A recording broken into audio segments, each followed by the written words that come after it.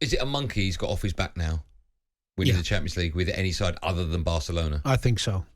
For those, I mean, his brilliance and his managerial acumen is there for all. Anyone who knows football knows how good he is, irrelevant of whether they won or not the final. But when you look back in history, you're going to see that he's won it. Still got a bit to go to match Bob Paisley's 3 and 5 years, 3 Champions Leagues.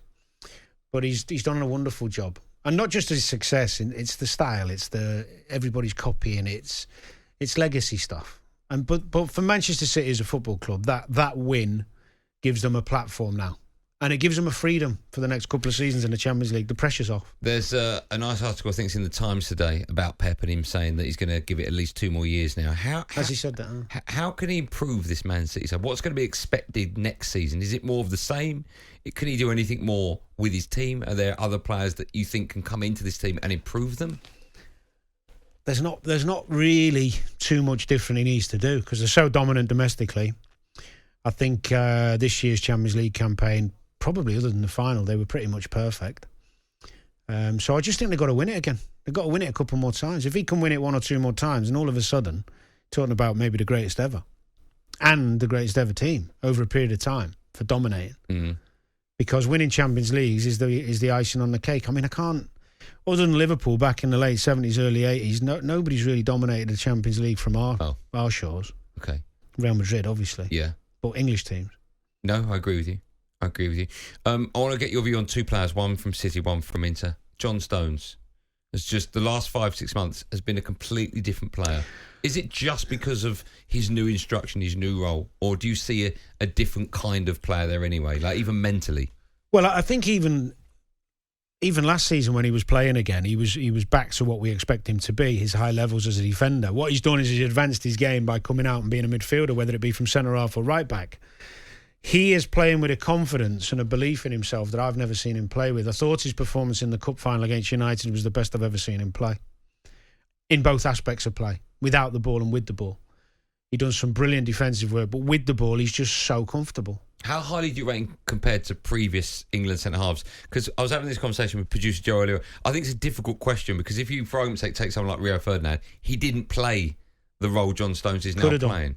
Could have done, without a doubt. Yeah, fantastic player with the ball at his feet. But we're talking about 2 different roles, right? You can't really compare John Stones to great centre-halves because he's got a bit more to his game than just defending, right?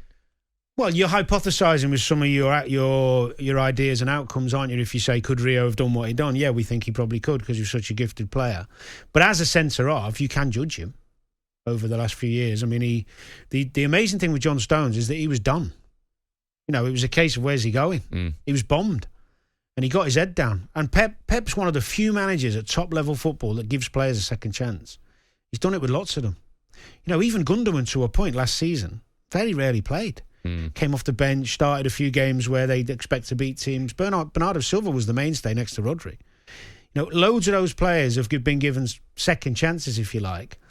But Stones he's cementing his place in history, isn't he, for what he's doing at the club? I mean, if he stays there, he's likely to stay there another few years. And the way he's playing, the only thing he's going to have to work out, Pep, is whether he leaves him centrally and allows him to come out from a central position or does it from a right-back position. I actually think his decision to change him to right-back, I understood it because Kyle Walker, one-on-one, didn't need to be defensively sound because they only had a wing-back who's a more defensive-minded player anyway. So he thought Stones would get loads of the ball coming out from right-back and then be able to go in midfield. But I think him centrally, with the way they've done it the last few games before, the way they did it in the FA Cup final, is easier for him to come out more like a sweeper type player. Okay, quick word about Lukaku. Where does he go from here? And when I say where, I also mean, you know, what club, how much? Well, depending who Chelsea can get, depending on who's available and who they want, I wouldn't be adverse to putting him back in. Oh, you are joking. No, serious. My view is if they can get 30 million... I'm deadly serious. Yeah. I'm deadly serious, Dan. Do you see a player there anymore? I think he's capable. I don't see it. He hasn't been reliable enough. He's getting hammered because of the header miss. And rightly so.